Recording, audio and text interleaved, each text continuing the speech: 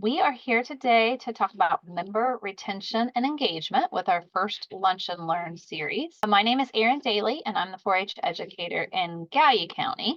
And so some of our other 4-H educators, it's been a group effort. So we each took a week to teach. So some of our other 4-H educators are on here. I know we've got Joy in Pike County, and Joe in Scioto, and Rachel's on today from Lawrence. We've all taken turns teaching different segments, so you'll see several of us kind of popping in and out helping. We really just want to touch base with our 4-H club advisors on ways that they could help to improve their 4-H clubs, or ways that we can help them to be able to do things in an easier way, or give them tips and tricks that hopefully they can share with other advisors in their club as well. So this first topic is member retention and engagement. So when we think about member retention and engagement, I think about, we think on that, like how getting our kids that they want to come to meetings. And I have heard many times from advisors where they're like, or from parents that say, oh, my kids like dread going to 4-H meetings, or they don't, or sometimes I've heard it even in my own kids. Oh, we have a meeting day. Usually once they get there, they're always enjoying it. But I always kind of challenge advisors as to what can they do to kind of help make sure that they're keeping their members engaged. And so when we do that, sometimes, we kind of get in that habit of setting club meetings and kind of doing the same thing over and over. And maybe our meetings sometimes kind of become a little bland. Attendance can sometimes be an issue, or when they are there, maybe our members are less engaged. Sometimes I'll hear things, parents or kids say that, well, my advisors do all the talking. We don't really do a whole lot, or there's nothing really fun at our meetings. And so while we know it's important to make sure we're getting business accomplished, we want to make sure that the kids feel like they have a role in the club and that they're contributing something to it. Because after all, that's what this is all about, is getting our youth engaged in our 4-H club programs. And so when we think about that, we hear this word in 4-H a lot, is this welcoming environment. And so thinking about how can we create that welcoming environment in our 4-H club. So when we do those things, thinking about that welcoming environment, I always challenge advisors, when I ask them, like, do you have a welcoming environment in your club? And of course, everyone's answer is always yes, their environment is welcoming. And we hope that all of our clubs are welcoming. But sometimes too, I think we don't always think about the little things. Like, what are those things that are the small things that maybe we don't think about? Or maybe as a new family, there's a lot of jargon and kind of lingo in 4-H world that we all use. We have lots of acronyms and lots of words we throw out. And sometimes as a new family, maybe that can be kind of overwhelming at times. So, when we're throwing out words like quality assurance or skill-a-thon or even project judging, things that we kind of take for granted as being things that happen in 4-H or we've known in 4-H for years, when you're coming in as a new family, sometimes those kinds of things can be a little overwhelming. So I think about, what are the ways that we can have a welcoming environment for our 4-H club? And even, our best advisors, our best 4-H clubs sometimes can get in that rut.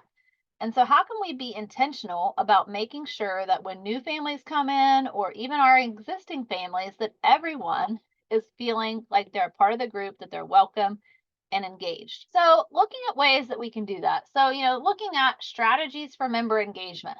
When we think about our club's members being engaged and in turn having that retention so that we can keep those kids involved in 4-H and hopefully having them invite new people, what are the things that we have that keep them engaged? So one of those is building, strong relationships with members and their families.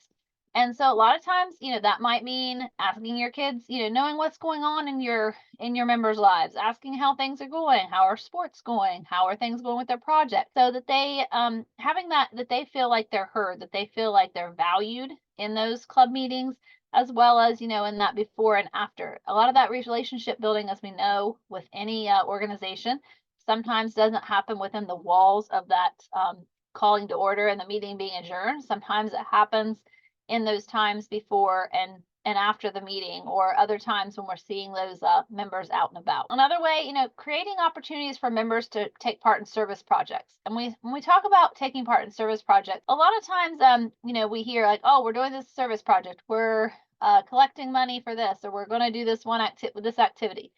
But sometimes, an important part of community service is not just doing the community service, but letting your kids be involved in helping to plan the community service. They're likely to be more engaged more committed to that if they're part of planning that community service or kind of having some input into what that community service project can be. And so I think that's an important part as we think about community service, is to let them be a part of kind of identifying what those are going to be. And maybe it's not a matter that you're giving them every opportunity in the world. You let them maybe brainstorm, or maybe you give them a few ideas. Like, here's a couple ideas I've had or we've had. Maybe it's a matter you meet with your officer team, meet with and your advisors to kind of come up with ways that you can come and then present a few things that they can choose from too, so they feel like they have that input. Another really good idea I've heard for some clubs, I know I have one of my clubs who they do at each meeting, they'll try to bring, for several meetings a year, they'll try to do some sort of kind of community service project each year. And so sometimes they'll do a different thing at each meeting. Sometimes maybe it's a canned food drive that they bring.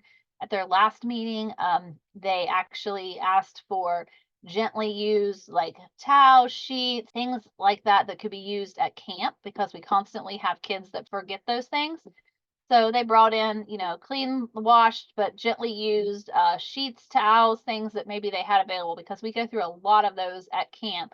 And that's something that is expensive to replace. So they did that as a service project. It wasn't a huge number that they brought in, but every little bit counts. They've also done ones for camp where they've done, brought in things to help in the nurses station, Band-Aids, helping, Tylenol, things that they could put in the nurses station to help with that. So we kind of worked with them from the office, gave them some ideas of some things, and then they took that and got to choose things that they could bring that were not a large cost or not a large expense or effort, but they could still have something that was a rewarding experience for that service project. The next one listed on there is recognizing and rewarding members for their achievements. And so we think how that can look in our 4-H clubs. That can be sometimes that can be that looking at ways that you can recognize them. Maybe it's a matter of you choosing things at the end of the year that you recognize them for. Maybe it's a matter of just letting them talk about the things that they've done after they've been involved. It doesn't always have to be a formal, like you're giving an award at the end of the year or anything formal. A lot of clubs do have like an end of the year kind of banquet or a kind of family picnic where they'll recognize members throughout the year for their achievements. But it can also happen kind of informally. One thing I always like to see is at a club meeting, calling on different kids to talk about what it is that they did. Maybe it was they had skill-a-thon and some of your kids participated in skill-a-thon. Let those kids talk about that. And so tell us what you did at skill-a-thons. They can tell it from their perspective to the other kids, and helps kind of also share some of those things that they can get involved in. Maybe they attended a camp, it could be, I had kids at my camp counselor meeting just recently. If they went to Teen Winter Retreat, I let them talk about what they did at Teen Winter Retreat at our next meeting. I've had kids, we were talking about upcoming events. So I let kids who had attended the 4-H conference talk about what they did. So it wasn't just me telling them what they were, but letting it come from the kids. And that's a way of also recognizing and rewarding those kids for being involved in those. And so it's also helping with their public speaking skills and making sure that every chance that they have just talk in front of a group is heard, and they have those chances to talk informally, that hopefully helps those communication skills to build over the years. Communicating regularly with members and family is the next one. And I think about that as we look at that, that's probably one of the biggest complaints we sometimes hear from 4-H club members when we get concerns from parents, is that they feel like they don't know what's going on, or they don't hear about things in a timely manner. And so I think that's something really important. It doesn't always, a lot of clubs will set like a yearly calendar, or at least a rough yearly calendar. May not have every single thing on there, but if you can try to have those meetings, those meetings set, however that works, that you can have those set out farther for some of those events, or at least have a calendar of countywide events. For some clubs, it kind of meets to figure out like when each one's, some might meet on the same day each year, each month, or whenever they meet. Others might alternate. I've seen both work. Sometimes, you might have kids who work or have something on a certain day, and so they'll try to alternate that to work. But the biggest thing is communicating, and, making sure that you're communicating, reminding them about upcoming deadlines, using whatever tool you have that you choose to use to communicate with those members. So that might be a group messaging, it might be a Facebook group, it might be a remind text group. Whatever is a way that works for your members, and that you're able to communicate with them regularly. And then encouraging members to take on leadership roles. So we utilize club officers in all of our in our 4-H program, and so all of our clubs should be having and electing 4-H club officers. And so those are things that we can have those, encourage kids to take on those, but not only just like club officers, it can also be leadership roles, encouraging them to get involved in junior fair board, encouraging them to be camp counselors, junior leaders, teen leaders, teens, all of those different things of encouraging some of your older kids, or maybe it's just a matter of having some of those roles in the 4-H club, which we'll talk about here a little bit later. We talk about engagement, and then the next part of this, is the member retention.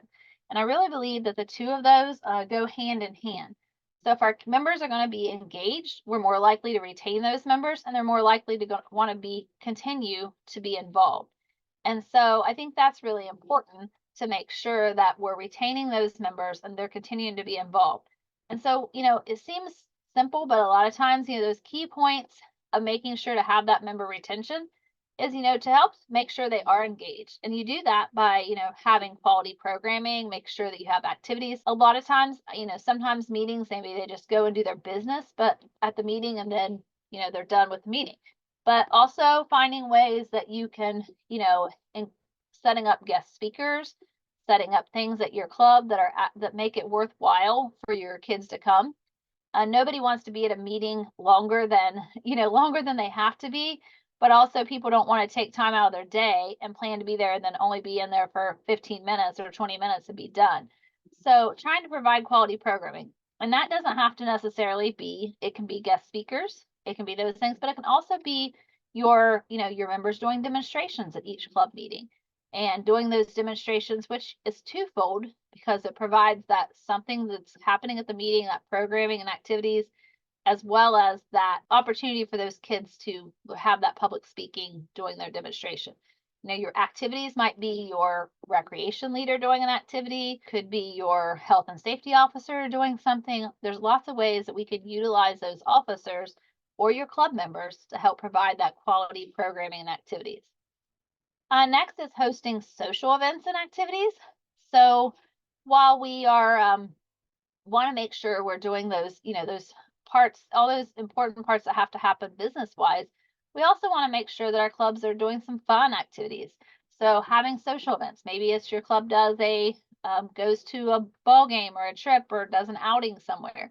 Maybe it's just that they have a pizza party, or you do something, do something after a meeting.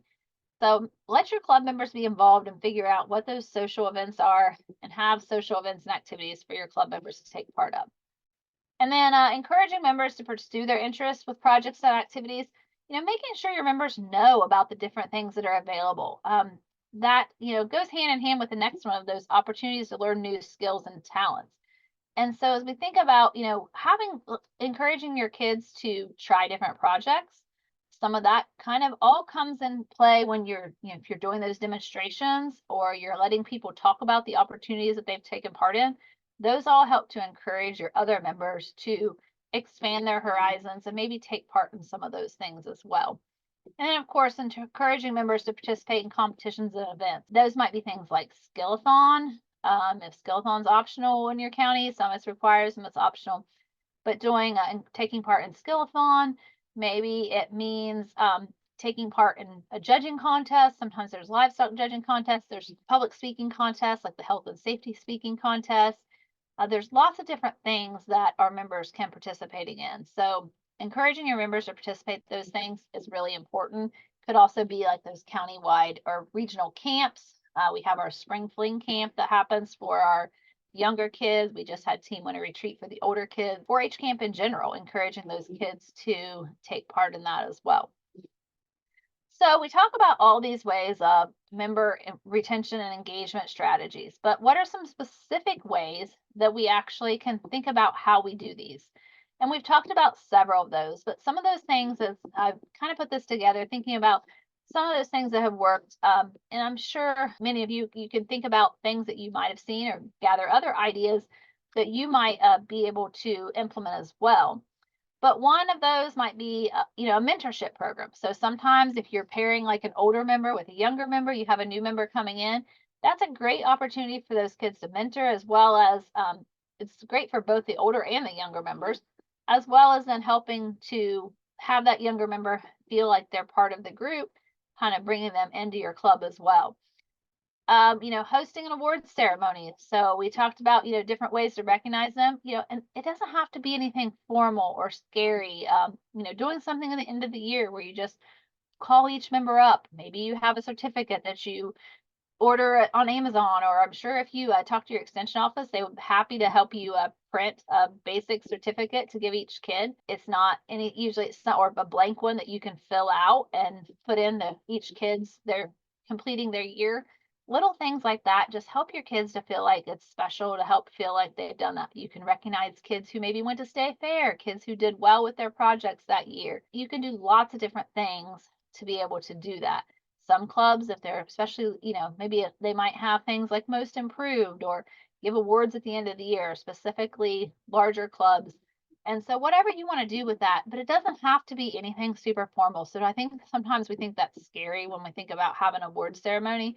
It can literally be a picnic and, have each kid stand up. Have certificates? Great. You don't have certificates? Great.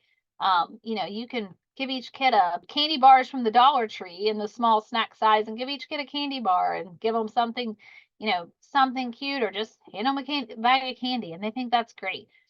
Any of those things that we do to help kind of recognize those kids and make them feel a part of that larger organization are great ways that we can help with that member engagement and retention. Having different projects and activities that that cater to different skills and interests. Not every kid is going to like the same thing. So when you're thinking about your club activities, make sure you're having a variety of things. There are going to be some things that are really interesting to some kids and some that are not at all. You play kickball after every single meeting, depending on your group, maybe all your kids like that, but make sure you're doing a variety of things, because not every kid that's going to be their thing. There's going to be some kids who excel in that and some that don't.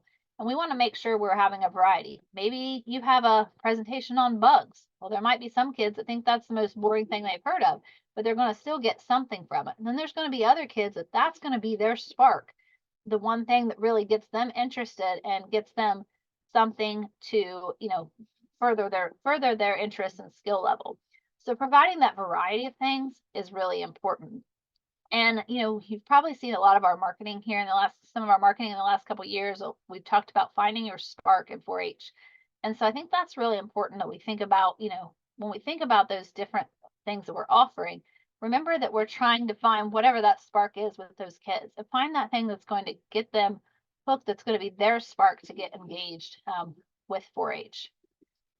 And then creating a social media presence. So if you have a Facebook page, that's a great way to engage as well. It can be a public page, or it can be a private group. There's lots of different ways that you can help engage members and families. It's a great way if you have something like, even if it's something as simple as like, hey, who's going to be at the meeting this week, or who's going to be, sometimes you may find that there's a lot of kids that are sick and you have to you don't want to have a meeting and only a couple kids are available, or a couple families are available. So sometimes it can be a way to remind of meetings, or if you have to make a change, like what's a date that works. Those are great ways to be able to engage with your members and families. So other ways, encouraging your kids to participate in those county, state, and national 4-H events and competitions. I've had a lot of kids come to me and say, oh, I qualify for state fair, but my project's not, it's not anything that's going to win at state fair. I'm like, still go for the experience. If you can go for the experience, it is still a great learning experience for those kids. And so just going and having that chance to do that is something that is a great opportunity for them to improve those skills. So make sure, that we're really encouraging kids to compete and just participate in those different opportunities that come available. Maybe it's the 4-H conference. Maybe it's going to some kind of a regional or statewide event. Just really encourage them to try to keep getting involved, because I always say with 4-H, you can kind of do as little or as much as you want with 4-H. You can kind of do the bare minimum, do your 4-H club meetings, get your project done, and go about your day. Or you can do all the things. You can, be involved in statewide things and be a camp counselor and do junior fair board and do these additional teen activities and go to state, compete with your project at various levels. So you can kind of make your 4-H experience work for you. I mentioned previously that helping members plan, allowing members to plan and conduct the community service projects, that planning part is really critical to making sure that the kids are engaged and they understand what it is that you're doing the community service for. If you're doing something, maybe you're making Valentines or making cards for a nursing home. If there's ways that you can not only make those, but then offer an opportunity for your kids to go and visit and deliver those, that's a great way for them to see what their impact is, how their impact is helping, or reporting back, of how those things, so that they know how those service projects are making a difference. It's not just a check a box, hey, we're going to do this for a community service project. Find ways to actually engage them and let them be part of the planning of what's the need out there. They may know things that are a need that we're not even aware of. Creating roles for your members and families. I think this is a really important one. These can be really simple things. They don't have to be anything, that's elaborate, but ways that your members and families can get involved. Simple things such as alternating who brings snacks. There are some clubs who actually alternate, hosting at different houses or farms, especially when you get into doing demonstrations, they might do that. A really great idea I heard was having a greeter for each meeting. So, think, in some meetings or organizations, churches, sometimes you'll see it, you'll have somebody that's assigned as a greeter each meeting or each day that you have that, and that they're responsible for just standing at the door and welcoming people as they come in. So maybe it's something like that. Maybe they don't stand at the door, but they're responsible for making sure as each person comes in that they make a point to talk to them, ask them how they're doing, and make contact, that you have a greeter at each meeting. I thought that was a really great idea I just heard recently and thought that was a great one to add in there. And then just that opportunity for input on club activities and decisions. Having those opportunity for inputs that we're not just telling kids this is what you're doing is so critical to making sure that we have that successful engagement and retention for our members, because that's critical. And not only is it critical for that, but it's also critical for what we're trying to do in 4-H, which is to help these kids to be contributing citizens, that they understand how a meeting works, understand how they're able to get involved and help make things happen and have a part in that. And then, of course, we can social activities. Those are great things to really keep those members. So when we think about these things, where is it that you can make improvements? Every club, no club is perfect. And so when we think about our 4-H club, we have to constantly be thinking about what can we do to make the best better in our 4-H clubs or any activity that we're involved in. And we're constantly thinking to make sure that that's happening, that we're continuing to get better. So thinking about where you can make improvements, also thinking about who do you involve to make sure that happens. I think a really, one really obvious piece would be to include your club officers as well as your club advisors to help do that and help them kind of look at where your club can make improvements. But I think it's also great if you could involve your entire club. Maybe it's a way that you ask them to have a brainstorming session for what are your favorite things about our 4-H club? What are things you would like to improve? Or you make it, maybe it's not even improved, but what are things you would like to change? And make it something where they don't feel like that they can't give their input, that they feel like they can give honest feedback and try to have that. Maybe that is a survey you do. Maybe it's just a brainstorming session you do within your club where you give them the opportunity to speak up about that. One method I've used a lot is, using sticky notes. So we use this a lot in some of our 4-H groups. And, giving everybody a couple pads, some pads of sticky notes around the room. Let them, maybe you use a couple different colors, and, pink is for things that you think are going great, and yellow is for things that you think we can do better. And you let them go up and write their things and put them on the wall. That way, they're not really tied to who actually wrote the items. They have a little bit of anonymity there to be able to make their feelings heard, but they can still feel like they're having a valuable input in the club. So as you do that, we're thinking about what are those strategies that you can use to make sure that the members feel welcome and engaged. And so I found a lot of our counties use a variety of different things to help with that. And I want to share a couple of those that I found that I think are really, really useful. So up here, I put a couple links, made a couple Go links for the Making Meetings Matter. And I'll share my screen here. Are you guys able to see that website now? Yes, and Joy posted the link in the chat box. Perfect. Thank you, Joy. So this is the Making Club Meetings Matter. This is actually Franklin County has done a lot of work on this, and they have done their 4-H staff have done a lot of work on this on the club teams and working with that. And so they've got the Making Club Meetings Matter, and there's on here you can see there's a lot of different things that you can look at to assess how your club is performing. So there is actually an online club assessment tool that you can use. And when you click on that, it will actually take you to complete an assessment for your club, where it'll total up all of the numbers for you. It'll let you put in here like your information, and then you can go in and answer the questions about that. I'm not going to go through and complete that, but there's also the print version of that, which I also put a link to. There's a link to on the PowerPoint that we'll go back to in just a moment. But this is the print version of it. So you can actually look like, how do we serve as caring adults? Do we praise all members? Listen when members are talking? How do we provide a welcoming environment? Are we actively seeking diversity, recognizing members for effort and meeting goals, not just winning? Involving members to get to know you activities and icebreakers.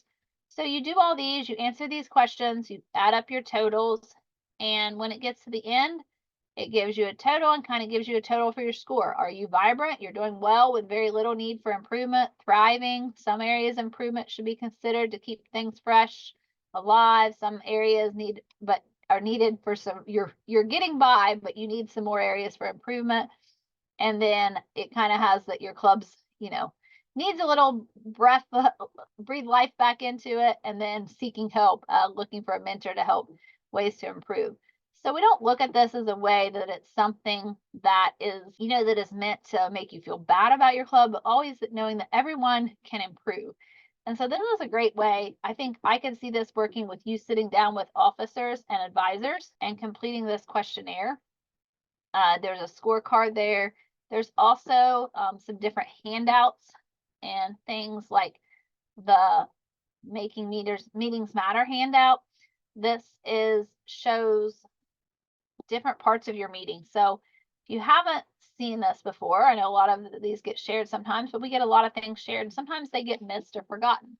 But your meeting should kind of think about, 15 to 20 minutes of like your pre-meeting activity. Could be, just everyone talking, meeting back together.